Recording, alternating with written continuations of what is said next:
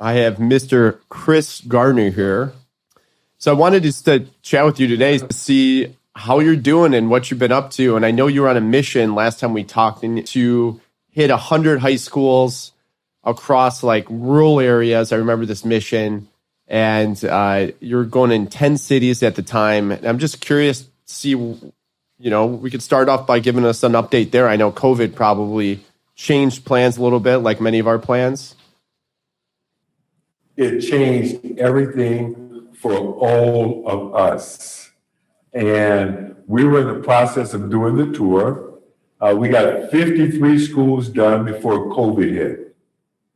And what we've had to do, Joe, like yourself and everyone else, we've had to learn new ways to do things, which has also created bigger opportunities.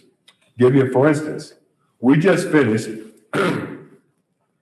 doing 25 schools in Los Angeles alone.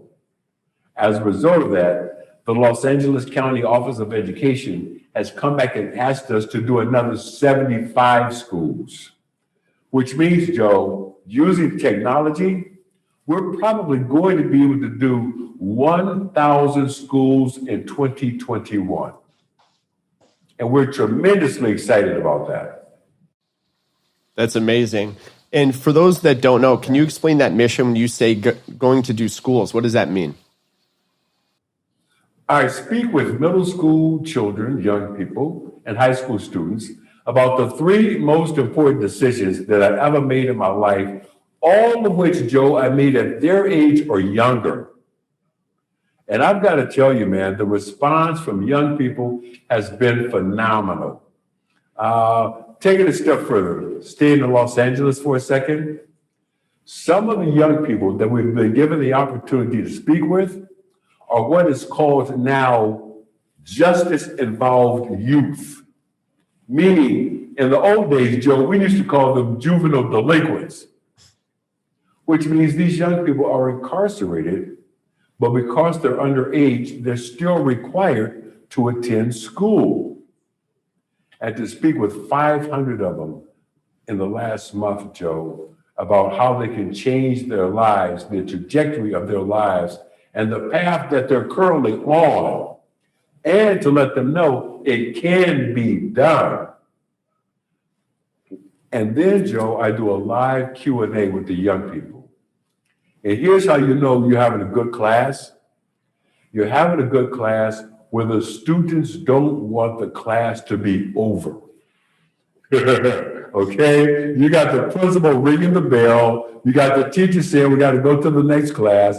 But you've got the students saying, no, but we've got more questions. We want to stay here.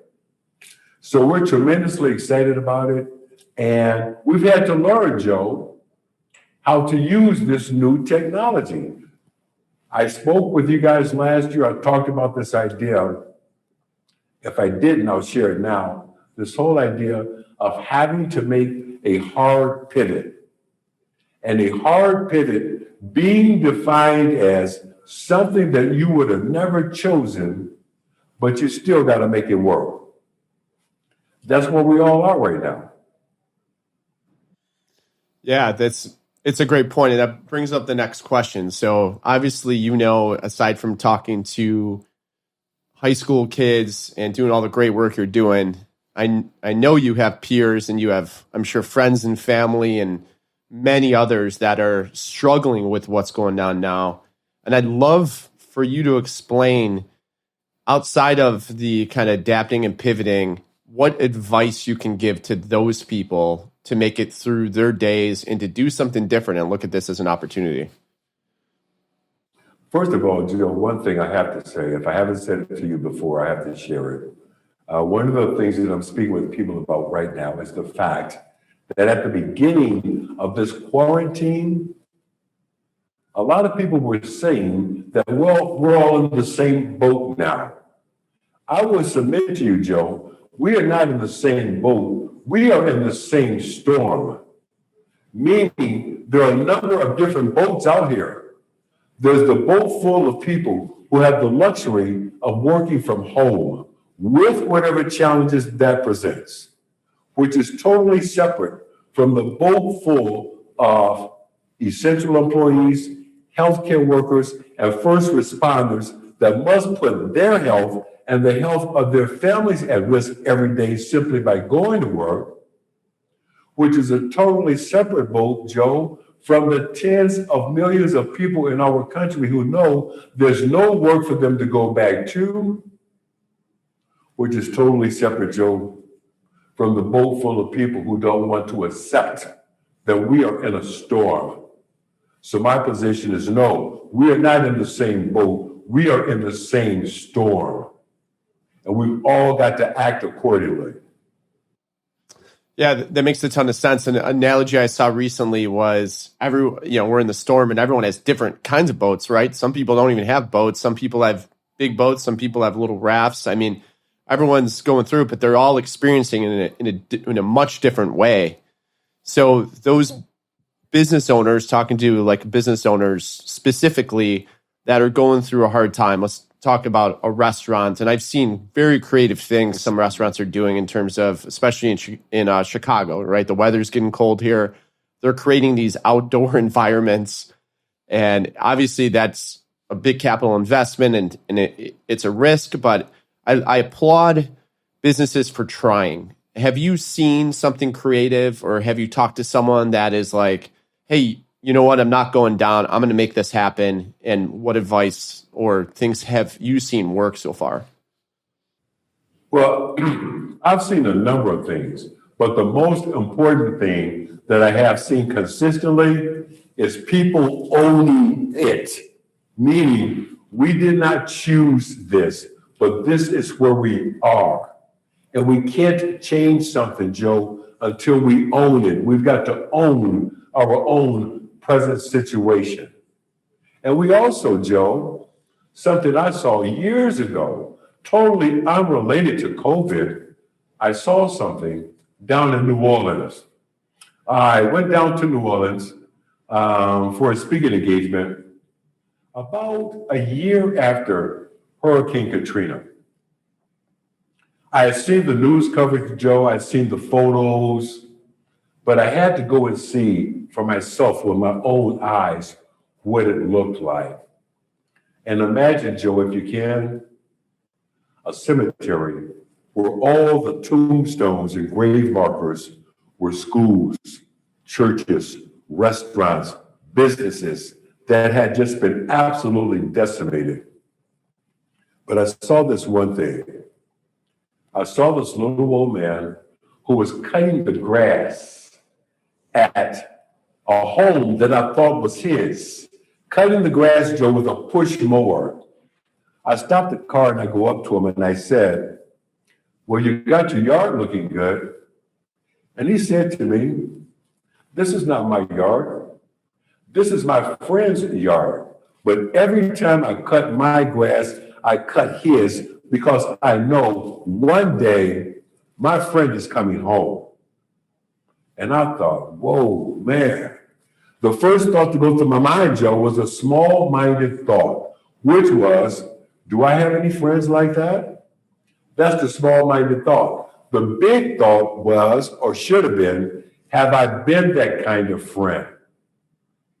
My point is, Joe, I go back to that same community, that same neighborhood a year later, and there was that same little old man. But this time, Joe, he was not alone. This time, he was sitting under a recently planted shade tree, and he was playing checkers. And I could tell by the look on his face and the smile in his eyes that his friend had come home. My point, Joe, is this. That is what's going to get us through this initial shock. It's going to be friends, families, and folks, not the feds. That's what's going to get us through. Because the cavalry is not coming. But that's okay. You know why? Because we are the cavalry, Joe. We're the first cavalry of friends, families, and folks, and we can do this. It's been done before, but now it's our turn. Yeah, part of me, a lot of me, thinks the adversity of what this is bringing is going to change many of us forever, right? And I know your story, my story, like we've grown and we've got to where we are because of adversity, right? And your story is much more well known in The Pursuit of Happyness, the movie and the book. And I think that's what allows us to grow, similar to like when you're lifting weights, right? And you're straining your muscles, and then what happens afterwards? It gives them a chance to grow. And it's hard when you're in it to see it, just like it was hard with you when you were in court and all of a sudden you're supposed to be interviewing for a job, and your story is so vividly portrayed in the book too, that I just think about those moments. But it got me thinking. I know typically when I produce something, if that's like a piece of content or a video, I always think about it later. And I don't necessarily regret or go back and say, oh, I wish I would have done this or that. But I was curious, is there something that you wish was in the movie depicted or something in the book now having looked back, so many years later that isn't there? You know what, Joe? Now, I pointed out to you and the folks at Refuel last year, one of the major differences between reality and the film. In the film, Jaden Smith plays my son as a 5-year-old. They did that for the dialogue between the characters. In reality, Joe, at this point in our journey, my son was 14 months old. That changes everything. And when you share that with people, you do get this sense of, whoa, wait a minute. Joe, that takes it to a whole different level of intensity. You got a 14-month-old baby tied on your back. But that, Joe, also that experience gives me a sense of confidence in this new environment that we're in. And I'm going to say this, and I'm not just talking about me, I'm talking about everybody that's listening to this podcast that you and I are doing right now. Joe, we've been here before. Maybe it had a different name, right? Maybe the mountain was not called COVID. Maybe it had a different name, but we've been here before. And I think about my dear friend, Dr. Maya Angelou, every day. And I will never forget her saying to me, as we were speaking about struggle, I will never forget her saying to me that we have the people for this mountain. We must all be mindful that there were people who came before us, Joe, who came up a steeper side of this mountain, carrying a bigger to heavier load, but they kept going forward. This can't be done. But I will also share with you, Joe, I don't know what your feelings are. I will share with you 3 things that's clear about where we are right now. Number 1, we have all had our worlds rocked at the very same time. Number 2, none of us knows how long these changes are going to be with us. And number 3, Joe, we're all going to come out of this with new scar tissue.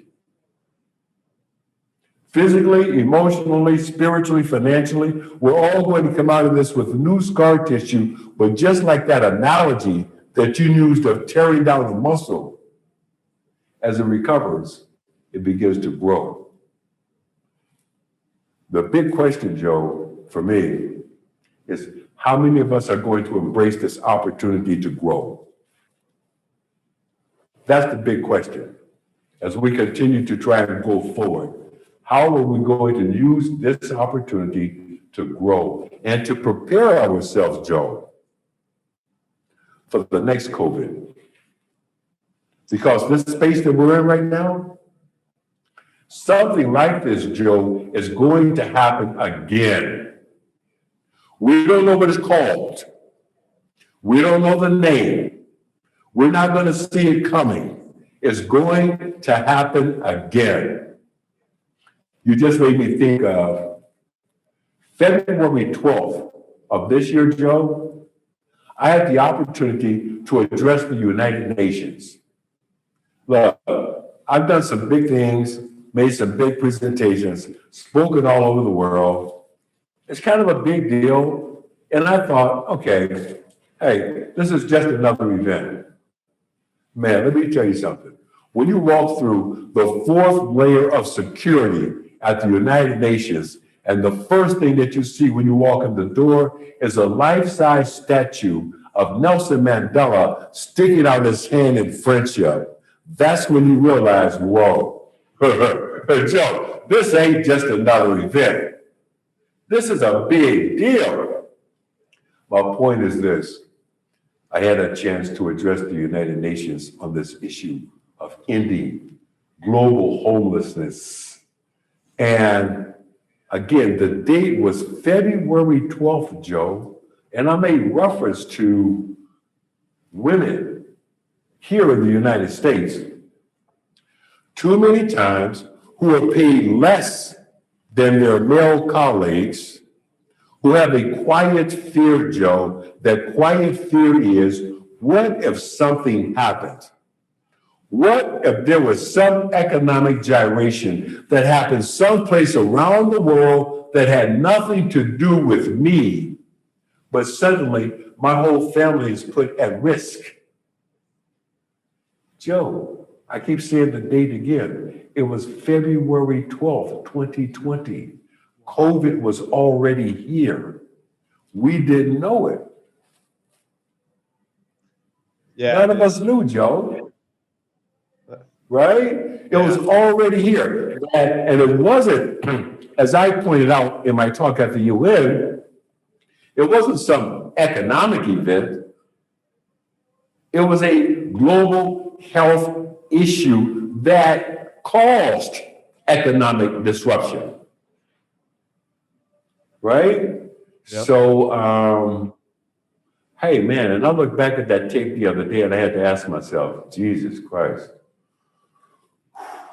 we didn't know, Joe.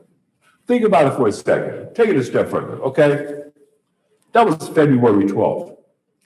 February 14th, Joe, where were we? All of us collectively. We were someplace, Joe, celebrating Valentine's Day. Yep. We were in a restaurant, we were in a club, we were at a party, we were at some great big social event. I know for a fact I was at a concert on February 15th with 2,000 people, Joe. I was at an event. All on top of each other. Joe, we're all on top of each other. We're singing and dancing and hugging and high-fiving. And we had no idea. But that's where we are now. And I'm hopeful, Joe. I'm hopeful, but I will tell you this. This space that we're in right now, this is not based on anything scientific. So for anyone out there listening, I don't have a theory. I don't have any evidence. But my gut is telling me, Joe, we're going to be in this space for at least another year. That's just my gut feeling. I would agree. I do not think that this is going to end at any time soon, and it's going to, like I said, forever change where we go going forward. But at the end of the day, I think that scar tissue is going to enable us to think about the future a little bit differently, which is how, you've taken, yeah, definitely. And how you've taken things in life and have learned and applied lessons. And at the end of the day, we're going to all grow from it one way or another. Right. And I see my children going through things, the parents that are schooling their children well, having jobs, it's incredible. As you know, Chris, I have a fairly large company, and most of the homeschooling that I see, at least within my organization, is being done by the moms, and some of these moms are just the highest performing workers that I have. They're amazing, and they're juggling this duty of being a teacher at the same time, and it's simply incredible. So when this let's call it dissipates, because it will at some point, imagine the skills that they've been able to acquire to be able to kind of do this, a high functioning career, managing a team, and then managing their household at the same time. And it's simply incredible when I think about that and how that's going to let them grow. Now, I hope they and many get a reprieve from that, because it's not sustainable long term. But I don't think it's going away tomorrow, to your point. Well, let me say this, a couple of things. First of all, you're talking about moms. Moms are going to do what moms have to do, period. Now, Amen. Is it exhausting? Yes. But moms is going to make it work. Yep. Okay? There's no doubt in my mind about that. One of the things, Joe, that going forward, speaking about young people, you touched briefly on it a second ago, this exhaustion that we're all feeling right now, one of the things that I'm very concerned about is the mental health impact that this pandemic is going to have on young people. You think about it for a second, Joe. You and I, and guys our age, we've been down the road, Joe. We've had some fender benders, some near misses. We've hit some potholes. Some of us have had some head-on collisions that some kind of a way we walked away from. But these young people, Joe, this is the very first time in their lives that they had their whole life put on pause. And for an indefinite period of time, Joe, put on pause. And we don't know. We can't give them a date. I was having this conversation with my granddaughter, Joe, at the beginning of this pandemic. And she said something to me. She's 13 years old. She said to me, Papa, I want my life back. Joe, trust me, we all want our lives back. But the potential impact on the mental health of young people is something that I am concerned about. And I'll take it a step further. Joe, one of the things I'm stressing to young people is the fact that this is not the time to disengage from your teachers, your school, or pursuing your education. Because at some point, there's going to be a price that you're going to have to pay individually because you chose to disengage. There's going to be a price, Joe. I'm doing the research right now, and I want to be able to say to a young high school student and a middle school student, if you lose this 1 year of your education right now, this is what it's going to cost you in real dollars and opportunities in the near future. And when you take it a step further, Joe, you add all those years and dollars up that are lost individually, you add them all up and you start asking, well, what's that going to cost our community? You take it a step further and ask, what's that going to cost our country? So this is not the time to disengage from your education. Yeah. This is the time to do school like a boss. Yes, sir. I love it.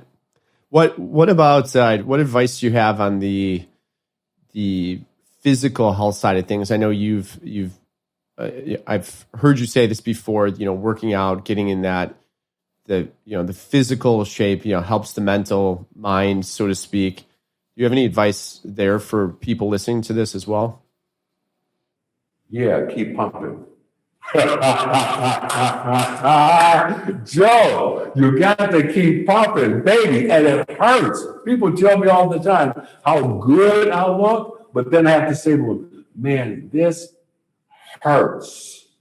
Okay? And you got to do it, Joe, every day. And I'm doing it. I'm trying to maintain my health, Joe, first and foremost. I'm trying to maintain my health. But secondly, that's that 1 hour, that 90 minutes that I can disengage from the rest of everything that's happening in the world. Right? You can OD on Zoom, Joe. Yes, you can. Joe, Zoom is like the new book. Okay, you can OD on Zoom. And you know, the funny thing about Zoom, I love Zoom. I use it almost exclusively for all my presentations. But the funny thing about Zoom, I keep talking to people. Okay, number one, the first thing you gotta do with Zoom, eat. Yep. Before you take that first Zoom meeting, Joe, eat. Because when that meeting runs a little bit later and a little bit longer, and you got to hop on that next one, then you're late for the next one. If you don't eat, Joe, you can pass out. Yeah, you're right on, and it's wearing. I have time blocks in my day, and I also have now taken a lot of meetings just over the phone because I pace. That's the other thing. Like, I'm a pacer. Like, when I'm on the phone, I am not sitting still. And now all of a sudden, I'm forced to sit still. You know, let's call it 6 hours a day, and you have all this energy. Let alone it's not healthy to just be sitting. It's, and I could go out to my treadmill and probably put my laptop out there and do other things. But you're right. If you don't eat, you just kind of get sucked in. And then you start playing defense, and that's one thing I talk about a lot is. If you don't get on top of your day, which I'd love to find out more about your day before we wrap up in a second, but if you don't get on top of your day, all of a sudden you're playing defense and you're reacting all day, right? And that's why I work out with my wife every morning. I start to try and play some offense. But what is your daily routine, Chris? Man, the first thing I do is wake up every morning and say, "Thank you, Jesus." Love it. That's my first Zoom meeting, Joe. Now, I don't want people to get upset. Some people get upset when you mention anything having to do with religion. I'm talking about spirituality. Yeah, it's gratitude. The first thing I do when I wake up every day is say, "Thank you, God, for letting me see another day."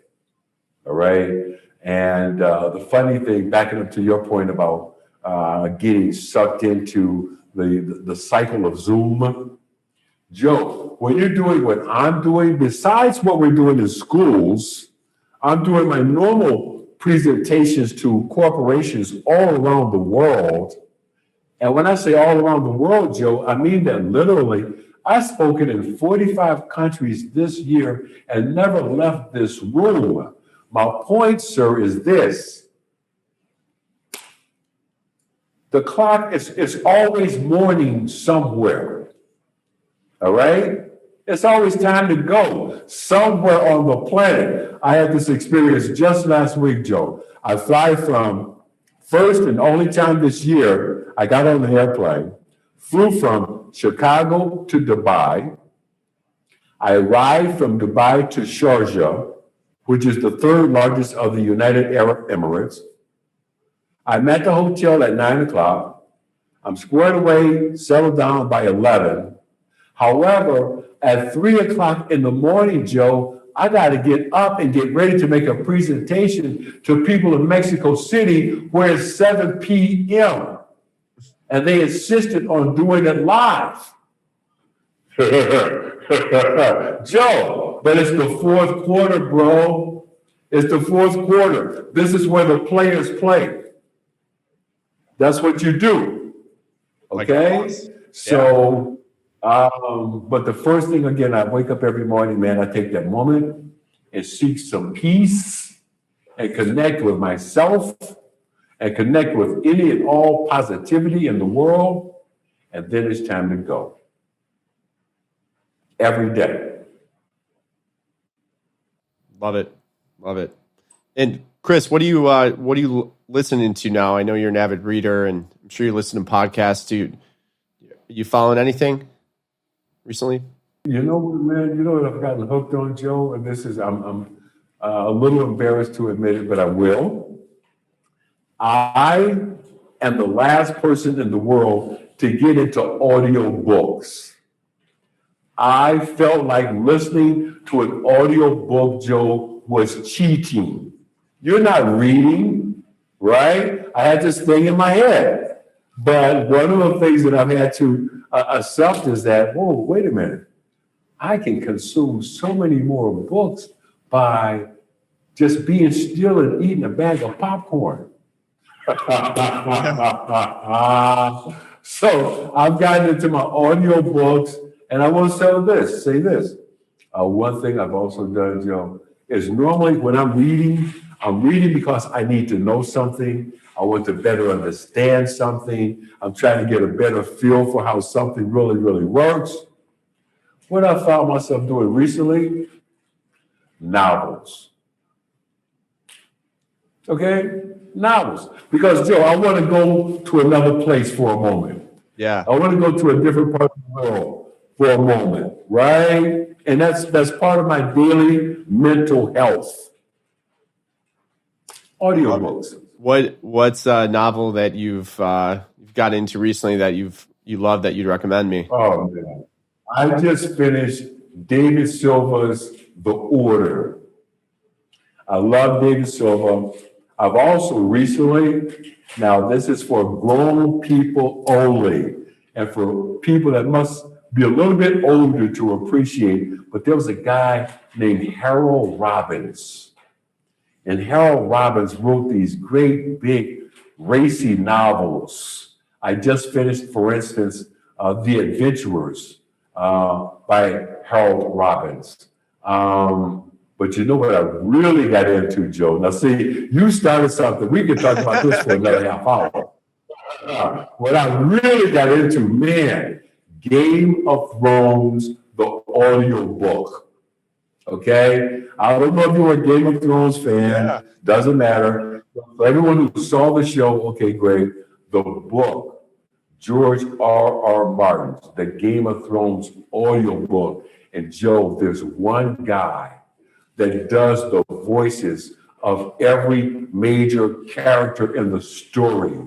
And he can do this thing with his voice and the pace and the intonation and the rhythm that you know exactly who's speaking. Is it Tywin Lannister or is it Jaime? Is it Robb Stark? Is it Jon Snow? Is it Cersei? And he's an actor. But you know, I got to share this with you before we go. You know how that's helping me, Joe? I just finished my new book, Permission to Dream, that's going to be released in April of 2021. And I'm going to record this book for the first time in my own voice. That's awesome. Man, As a so I'm going to school. I'm studying.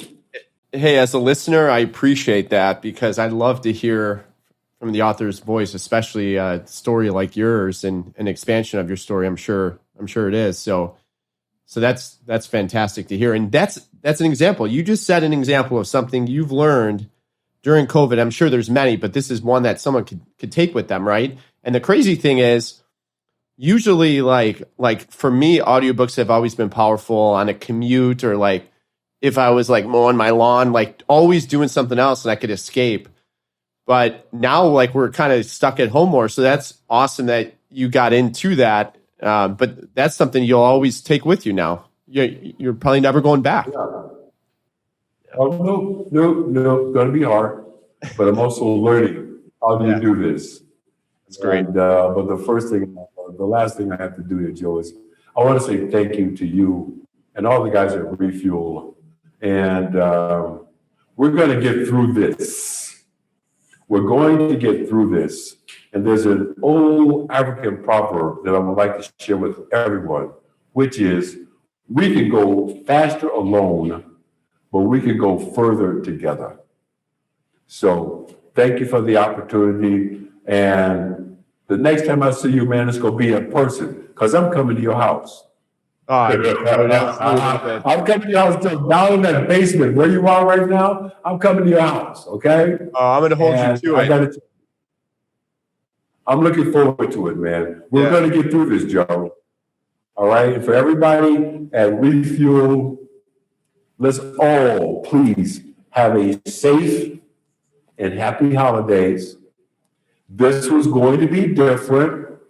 Okay, it's going to be different. We'll get through it. But the last thing, Joe, peace, power, and prayers. You're the best, Chris. Thanks so much for spending the time with us today. I appreciate you, my friend. God bless. See you soon. Thank you.